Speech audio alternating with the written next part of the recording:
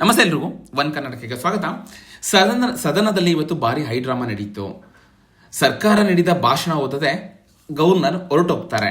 ಇಂದಿನಿಂದ ಆರಂಭವಾಗ್ತಿದ್ದ ರಾಜ್ಯ ವಿಧಾನಸಭಾ ವಿಧಾನ ಪರಿಷತ್ ಜಂಟಿ ಅಧಿವೇಶನದಲ್ಲಿ ರಾಜ್ಯಪಾಲರು ಯಾರಿದ್ದಾರೆ ತಾವರ್ ಚಂದ್ ಅವರು ಹಾಜರಾಗಿರ್ತಾರೆ. ಆದರೆ ಸರ್ಕಾರದ ಭಾಷಣಕ್ಕೆ ರಾಜ್ಯಪಾಲರು ವಿರೋಧ ವ್ಯಕ್ತಪಡಿಸಿದ್ದು ಕೇವಲ 2 ಸಾಲಿನಲ್ಲಿ ಭಾಷಣ ಮುಗಿಸಿ ಅಧಿವೇಶನದಿಂದ ಹೊರ ನಡೀತಾರೆ. ವಿಧಾನಸೌಧದಲ್ಲಿ ಭಾಷಣ ಮಾಡಿದ ರಾಜ್ಯಪಾಲರು, ನನ್ನ ಸರ್ಕಾರವು ರಾಜ್ಯದ ಆರ್ಥಿಕ, ಸಾಮಾಜಿಕ ಮತ್ತು ಭೌತಿಕ ಅಭಿವೃದ್ಧಿಯ ದ್ವಿಗುಣ ಮಾಡಲು ಬದ್ಧವಾಗಿದೆ, ಜೈ ಹಿಂದ್ ಜೈ ಕರ್ನಾಟಕ ಅಂತ ಹೇಳಿ ಹೊರಟೋಗೋದಕ್ಕೆ ಹೊರಡ್ತಾರೆ. ರಾಜ್ಯಪಾಲರು ಭಾಷಣ ಪೀಠದಿಂದ ಕೆಳಗಿಳಿದು ಬಂದಾಗ ವಿಧಾನ ಪರಿಷತ್ ಸದಸ್ಯ BK ಹರಿಪ್ರಸಾದ್ ನೇತೃತ್ವದಲ್ಲಿ ಕಾಂಗ್ರೆಸ್ ಶಾಸಕರು ಕೂಡ ಧಿಕ್ಕಾರಕ್ಕೆ ಹೋಗಿ ಆಕ್ರೋಶ ವ್ಯಕ್ತಪಡಿಸಿದ್ದಾರೆ. ರಾಜ್ಯಪಾಲರ ನಿರ್ಗಮನದ ಬಳಿಕ ಮಾತನಾಡಿದ ಸಿಎಂ ಸಿದ್ದರಾಮಯ್ಯನವರು ರಾಜ್ಯಪಾಲರ ನಡೆಯನ್ನ ಖಂಡಿಸ್ತಾರೆ. ಅವರು ಕೇಂದ್ರ ಸರ್ಕಾರದ ಕೈಗೊಂಬೆಯಂತೆ ವರ್ತಿಸ್ತಾ ಇದ್ದಾರೆ. ರಾಜ್ಯಪಾಲರ ನಡೆಯನ್ನ ಖಂಡಿಸಿ ನಾವು ಬೃಹತ್ ಪ್ರತಿಭಟನೆ ಕೈಗೊಳ್ತೇವೆ, ಇದು ಸಂವಿಧಾನಕ್ಕೆ ಅವರು ಮಾಡಿದ ಅವಮಾನ ಅಂತ ಕಿಡಿಕಾರ್ತಾರೆ.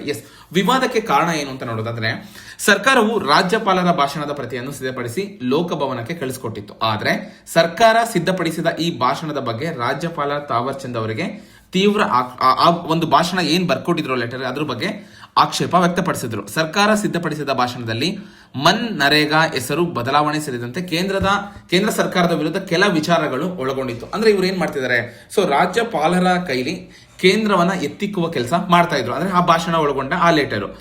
ಈ ವಿಚಾರ ಬೆಳಕಿಗೆ ಬಂದ ನಂತರ ಅವರು ಅದನ್ನ ಅಕ್ಸೆಪ್ಟ್ ಮಾಡಲ್ಲ. ಅಂದ್ರೆ ಆ ಒಂದು ಲೆಟರ್ನ ಅವರು ಅಕ್ಸೆಪ್ಟ್ ಮಾಡದೆ ಈ ವಿಚಾರ ಕಳೆದ ದಿನ ನಿಮಗೆಲ್ಲ ಗೊತ್ತು, ಈ ಒಂದು ನರೇಗಾ ಹೆಸರು ಬದಲಾವಣೆ ಕೆಲವು ದಿನಗಳಿಂದ ಒಂದು ಶೀತಲ ಸಮರ ಕೂಡ ಏರ್ಪಟ್ಟಿತ್ತು. ಓಕೆನಾ. ಹಾಗಾಗಿ ಭಾಷಣದಲ್ಲಿರುವ ಕೆಲವು ರಾಜಕೀಯ ಅಂಶಗಳು ಅಥವಾ ಕೇಂದ್ರ ಸರ್ಕಾರದ ಬಗೆಗಿನ ಟೀಕೆಗಳ ಬಗ್ಗೆ ರಾಜ್ಯಪಾಲರು ಅಸಮಾಧಾನ ಹೊಂದಿರ್ತಾರೆ. ಅಂತಿಮವಾಗಿ ಭಿನ್ನಾಭಿಪ್ರಾಯ ಬಗೆಹರಿಯದ ಕಾರಣ ರಾಜ್ಯಪಾಲರು ಭಾಷಣ ಮಾಡದೆ ವಾಪಸ್ ಹೋಗೋ ನಿರ್ಧಾರನ ಕೂಡ ಕೈಗೊಳ್ತಾರೆ. ಹಾಗಾಗಿ ಕಾಂಗ್ರೆಸ್ ಏನ್ ಮಾಡುತ್ತೆ ಅಂದ್ರೆ, ಇನ್ಕ್ಲೂಡಿಂಗ್ ಸಿದ್ದರಾಮಯ್ಯನವರು ಸಹ ಸೇರಿ ಇವರು ಒಂದು ಕೇಂದ್ರ ಸರ್ಕಾರದ ಕೈಗೊಂಬೆಯಂತೆ ನಡೆಸ್ತಿದ್ದಾರೆ ಅಂತ ಹೇಳಿಕೆ ಕೊಡ್ತಾರೆ.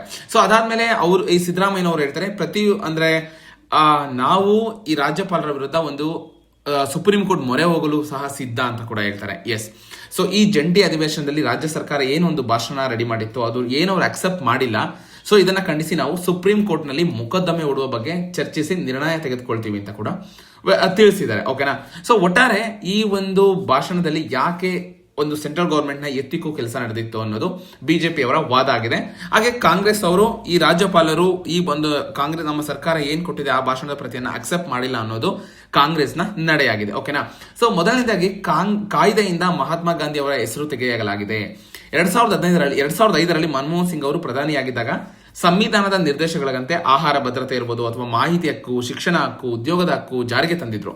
ಬಡ ಕಾರ್ಮಿಕರಿಗೆ ಕನಿಷ್ಠ 100 ದಿನಗಳ ಕಾಲ ಉದ್ಯೋಗ ಒದಗಿಸುವ ಉದ್ದೇಶದಿಂದ ಜಾರಿಗೆ ತರಲಾಗಿದ್ದ ಕಾಯ್ದೆಯಿಂದ ದಲಿತರು, ಕಾರ್ಮಿಕರು, ಮಹಿಳೆಯರು ಮತ್ತು ಸಣ್ಣ ರೈತರಿಗೆ ಅನುಕೂಲ ಆಗಿತ್ತು ಅಂತ ಸಿಎಂ ಅದ್ರ ಬಗ್ಗೆ ಹೇಳ್ತಾರೆ. ಅಂದ್ರೆ ಅದು ಪಾಸಿಟಿವ್ ಆಗಿದೆ.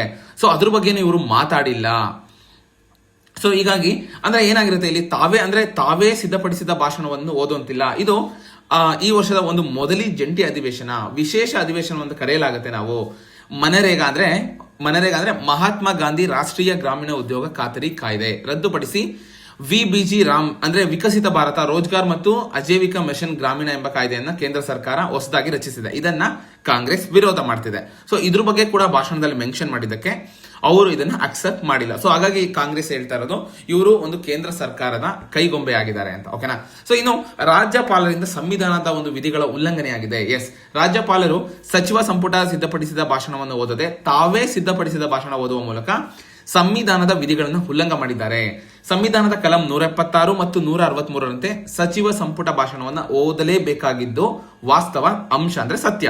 ಇದು ಸಂವಿಧಾನ ಸ್ಥಾಪನೆಯಾದಾಗಿಂದ ಕೂಡ ಇದು ನಡೆದುಕೊಂಡು ಬಂದಿರೋ ಪದ್ಧತಿ. ಆದ್ರೆ ರಾಜ್ಯಪಾಲರ ಈ ನಡೆ ಜನಪ್ರತಿನಿಧಿಗಳ ಸಭೆಗೆ ಮಾಡಿ ಅವಮಾನ ಮಾಡಿದ್ದಾರೆ ಅಂತ ಹೇಳಲಾಗ್ತಿದೆ. ಒಟ್ಟಾರೆ ಇದನ್ನು ನಮ್ಮ ಪಕ್ಷ ಅಥವಾ ಶಾಸಕರಾಗಿರ್ಬೋದು ಅಥವಾ MLCಗಳು ಪ್ರತಿಭಟನೆ ಮೂಲಕ ವಿರೋಧಿಸುತ್ತೇವೆ. ಇಡೀ ರಾಜ್ಯದಲ್ಲಿ ಹೋರಾಟ ಹಮ್ಮಿಕೊಳ್ತೀವಿ. ರಾಜ್ಯಪಾಲರು ಕೇಂದ್ರ ಸರ್ಕಾರದ ಕೈಗೊಂಬೆಯಂತೆ ವರ್ತಿಸ್ತಾ ಇದ್ದಾರೆ. ಕೇಂದ್ರ ಸರ್ಕಾರ ತಾವು ಮಾಡಿದ ತಪ್ಪನ್ನು ಮರೆಮಾಚಲು ರಾಜ್ಯಪಾಲರ ಕೈಯಲ್ಲಿ ಬೇರೆ ಭಾಷಣ ಓದಿಸಿದ್ದಾರೆ. ಇದು ಸಂವಿಧಾನ ಬಾಹಿರ ಅಂತ ಸೊ ಕಾಂಗ್ರೆಸ್ ವಿರೋಧ ವ್ಯಕ್ತಪಡಿಸಿದೆ. ಓಕೆನಾ. ಸೊ ಇನ್ನು ಸರ್ಕಾರ ಸಿದ್ಧಪಡಿಸಿರುವ ಭಾಷಣ ಪ್ರತಿಯನ್ನು ಎಲ್ಲಾ ಶಾಸಕರು ಎಂಎಲ್ಸಿಗಳಿಗೆ ವಿತರಿಸಲಾಗಿದೆ. ಇದರ ಬಗ್ಗೆ ಚರ್ಚಿಸಿ ಕಾನೂನು ರೀತಿಯ ಕ್ರಮ ನಾವು ತಗೊಳ್ತೀವಿ ಅಂತ ಸ್ವತಃ ಸಿದ್ದರಾಮಯ್ಯ ಅವರು ತಿಳಿಸಿದ್ದಾರೆ. ಓಕೆನಾ. ಸೊ ಇದು ನಿಮ್ಮ ಅಭಿಪ್ರಾಯ ಏನನ್ಸುತ್ತೆ? ಇವರು ಕಾಂಗ್ರೆಸ್ ಏನ್ ಬರ್ಕೊಟ್ಟಿದ್ದಾರೆ ಆ ಭಾಷಣ ಅವರು ಓದಬೇಕಾಗಿತ್ತಾ ಅಥವಾ ಇಲ್ವಾ? ಸೊ ಇದ್ರ ಬಗ್ಗೆ ಕಮೆಂಟ್ ಮುಖಾಂತರ ತಿಳಿಸಿ. ಇದೇ ರೀತಿ ಒಂದು ಹೆಚ್ಚಿನ ಅಪ್ಡೇಟ್ಗಾಗಿ ನನ್ನ ಯೂಟ್ಯೂಬ್ ಚಾನಲ್ ಸಬ್ಸ್ಕ್ರೈಬ್ ಮಾಡಿ, ಇದೇ ರೀತಿ ಸಪೋರ್ಟ್ ಮಾಡ್ತಾ ಇರಿ. ಧನ್ಯವಾದಗಳು.